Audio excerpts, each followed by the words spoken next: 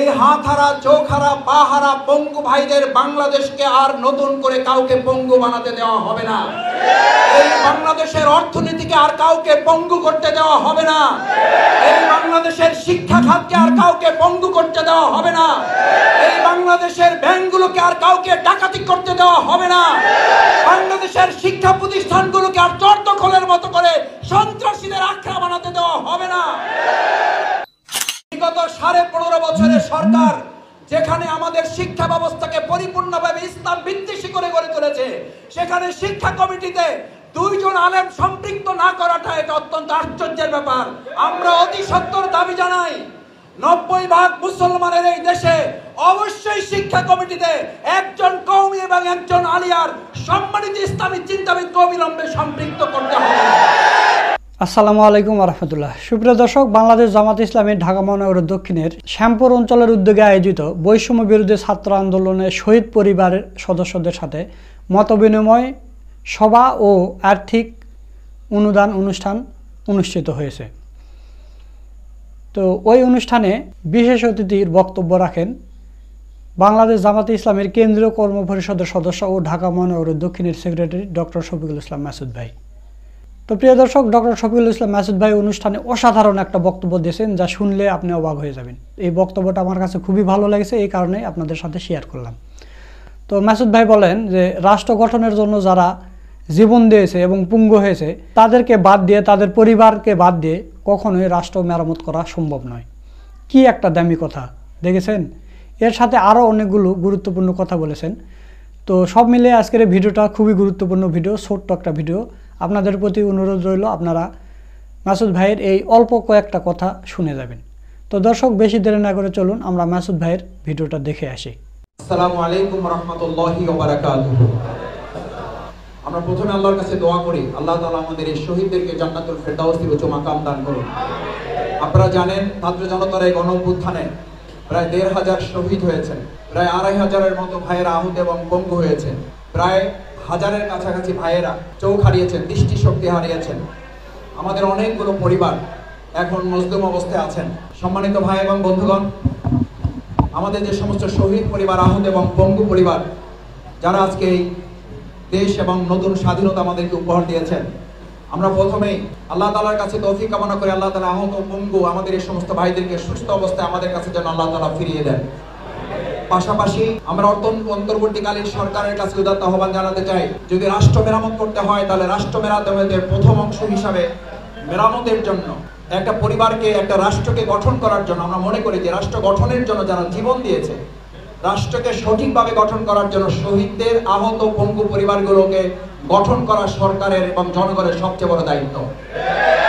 শহীদ পরিবার এবং আহত পঙ্গু পরিবারগুলোকে গঠন না করে, মেরামত না করে, তাদেরকে সঠিকভাবে দাঁড় না করে একটা রাষ্ট্রকে দাঁড় করানো যায় না। আমরা মনে করি 71 সাল যেমন আমাদের জন্য গৌরবের, 71 যেমন আমাদের জন্য অহংকারের, একই সাথে 2024 সালের জুলাই এবং আগস্টের 5ই আগস্ট আমাদের জন্য ঠিক একইভাবে সম্মান এবং মর্যাদা। আমরা আশা করি কম সময়ের মধ্যে আমাদের এই বীর মুক্তিযোদ্ধা শহীদদের তালিকা সম্পন্ন করবে। একই সাথে আহত এবং পঙ্গু যারা, তাদেরকে স্বাধীনতা যোদ্ধা হিসাবে তাদেরকে সম্মান এবং মর্যাদায় ভূষিত করবে। আমরা বাংলাদেশ জামাত ইসলামী শুধু একটা সংগঠন হিসাবে তাদের কাছে আজকে পাশে এসে দাঁড়াচ্ছি আমাদের নিজেদের আত্মতৃপ্তির জন্য। তাদের পাশে দাঁড়াবার সুযোগ পাওয়াটা আমাদের গর্বের। আমরা সেই জন্য তাদের আজকে কিছু আর্থিক অনুদান দিচ্ছি, এটাই একান্ত শেষ কথা নয়। আমরা আশা করব অন্তর্বর্তীকালীন সরকার দেশ মেরামতের অংশ হিসাবে আমাদের এই শহীদ পরিবারের প্রত্যেকটি পরিবারের কোন সদস্যকে বাংলাদেশের কোন একটি গুরুত্বপূর্ণ অংশে তাদেরকে আত্মকর্মসংস্থানের ব্যবস্থা করে দিয়ে পরিবারগুলোকে সম্মানজনকভাবে দাঁড়াবার ব্যবস্থা তারা করে দিবেন। দ্বিতীয় কথা হচ্ছে, সম্মানিত ভাই এবং বন্ধুগণ, আমাদের ভাইয়েরা চোখ হারিয়েছেন, তাদের কাছে জানতে চাওয়া হয়েছে আপনার চোখ হারিয়েছেন, আপনার অনুভূতি কি? তার বক্তব্য ছিল আমরা চোখ হারিয়েছি, আমাদের চোখের জ্যোতি চলে গেছে। আমাদের এই চোখের জ্যোতি দিয়ে যদি 15.5 বছরের অন্ধকারের বাংলাদেশ আলোর পথ খুঁজে পায়, তাহলে শুধু 2টি চোখ নয়, প্রয়োজনে আমার জীবন দিতে রাজি আছি, তাতে আমার কোনো আপত্তি নেই, আনন্দিত আলহামদুলিল্লাহ।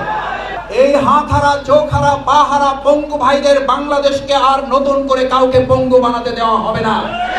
এই বাংলাদেশের অর্থনীতিকে আর কাউকে পঙ্গু করতে দেওয়া হবে না। এই বাংলাদেশের শিক্ষা খাতকে আর কাউকে পঙ্গু করতে দেওয়া হবে না। এই বাংলাদেশের ব্যাংকগুলোকে আর কাউকে ডাকাতি করতে দেওয়া হবে না।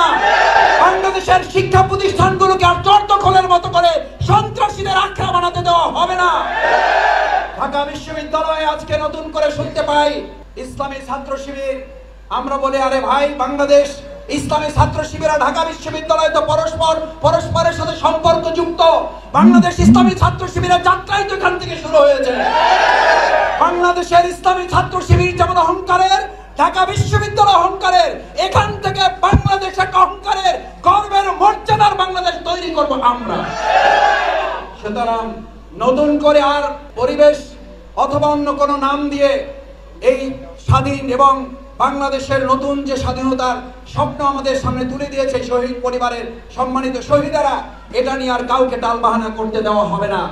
আমি এখনো লক্ষ্য করছি শিক্ষা খাতে সংস্কারের নামে যাদেরকে সম্পৃক্ত করা হয়েছে আমরা ধন্যবাদ জানাই, কিন্তু একই সাথে আমরা বিস্ময় প্রকাশ করছি বিগত 15.5 বছরের সরকার যেখানে আমাদের শিক্ষা ব্যবস্থাকে পরিপূর্ণভাবে ইসলাম বিদ্বেষী করে গড়ে তুলেছে, সেখানে শিক্ষা কমিটিতে 2 জন আলেম সম্পৃক্ত না করাটা এটা অত্যন্ত আশ্চর্যের ব্যাপার। আমরা অতি সত্বর দাবি জানাই 90% মুসলমানের এই দেশে অবশ্যই শিক্ষা কমিটিতে একজন কওমি এবং একজন আলিয়ার সম্মানিত ইসলামী চিন্তাবিদকে অবিলম্বে সম্পৃক্ত করতে হবে। আমরা দ্ব্যর্থহীন কণ্ঠে ঘোষণা করতে চাই, এই 92% মুসলমানের দেশে দেশপ্রেম এবং ইসলামের চেতনাকে উপেক্ষা করে ছাত্র জনতার উই ওয়ান্ট জাস্টিস এই স্লোগানকে আর উপেক্ষা করতে দেওয়া হবে না। উই ওয়ান্ট জাস্টিস এর একমাত্র থিওরি হচ্ছে ইসলামী অনুশাসনের ভিত্তিতে বাংলাদেশ পরিচালিত হবে। সুতরাং আমাদের এই শহীদ পরিবারের সম্মানিত সদস্যবৃন্দকে সামনে রেখে আমরা পরিষ্কার বলতে চাই, আমরা সেই বিচার বহির্ভূত হত্যাকাণ্ডের বিরুদ্ধেই তো লড়াই করতে হয়েছে। আমাদের বিরুদ্ধেই সবচেয়ে বিচার বহির্ভূত হত্যাকাণ্ড চালানো হয়েছে। জামাতের মেধাবী নেতৃত্বকে খুন করা হয়েছে বিচার বহির্ভূত হত্যাকাণ্ডের মাধ্যমে। আজও আওয়ামী লীগ, ছাত্রলীগের ঘাপটি মেরে থাকা প্রতিবার সন্ত্রাসীরা বিশ্ববিদ্যালয়ে বিচার বহির্ভূত হত্যাকাণ্ড পরিচালনা করছে। ইতিমধ্যে সরকার গ্রেপ্তার করেছে অধিকাংশ তার ছাত্রলীগ এবং যুবলীগের কতিপয় লুকিয়ে থাকা সন্ত্রাসী। আমরা হুঁশিয়ার করতে চাই, আর কোন বিচার বহির্ভূত হত্যাকাণ্ড ঘটলে বাংলাদেশের জনগণ ছাত্র জনতাকে সাথে করে নিয়ে আর একটা 5ই আগস্ট নয়, প্রত্যেকটা মুহূর্তকে 5ই আগস্ট করে তার উচিত জবাব দেওয়ার জন্য ছাত্র জনতা রাজপথে। সম্মানিত ভাই এবং বন্ধুগণ, আজকের এই সুন্দর বাংলাদেশকে গড়ার জন্য আমাদের শহীদেরা যে জীবন বাজি রেখেছেন, আজকে এই যাত্রাবাড়ি অঞ্চল, এই শ্যামপুর অঞ্চল, কদমতলী অঞ্চল সবচেয়ে বেশি গুলি চালানো হয়েছে এখানে। আজকে আপনাদের কাছে জানতে চাই, আপনারা সেদিন গুলির মুখে দাঁড়িয়েছেন, আবার যদি দেশের জন্য, আবার যদি ইসলামের জন্য, আবার যদি এই শহীদ পরিবারে রেখে যাওয়া স্বপ্নের জন্য গুলির মুখে দাঁড়াতে হয়, আমরা কি রাজি থাকবো সবাই? এই শহীদ পরিবারের প্রথম সদস্যবৃন্দকে সামনে রেখে আমরা অঙ্গীকার করে যাচ্ছি, আপনারা একা নন, আপনাদের সাথে শুধু বাংলাদেশ নয়, গোটা পৃথিবীর ইসলাম এবং দেশপ্রেমিকরা আপনাদের সাথে আছে। সেই প্রত্যাশা ব্যক্ত করে সবাইকে ধন্যবাদ জানিয়ে আমি আমার কথা শেষ করছি। আসসালামু আলাইকুম ওয়া রাহমাতুল্লাহি ওয়া বারাকাতুহু। দর্শক, আপনারা ডক্টর শফিকুল ইসলাম মাসুদ ভাইয়ের পুরো ভিডিওটা দেখলেন। তার কথাগুলো আপনাদের কাছে কেমন লেগেছে? যদি ভালো লাগে ভিডিওটা বেশি বেশি করে শেয়ার করবেন, লাইক করবেন। আজকের ভিডিও এই পর্যন্তই। পরবর্তীতে কোনো নতুন ভিডিও নিয়ে আবার আপনাদের সামনে আসবেন ইনশাল্লাহ। সে পর্যন্ত সবাই ভালো থাকবেন, সুস্থ থাকবেন। সকলকে ধন্যবাদ। আসসালামু আলাইকুম ওয়া রাহমাতুল্লাহ।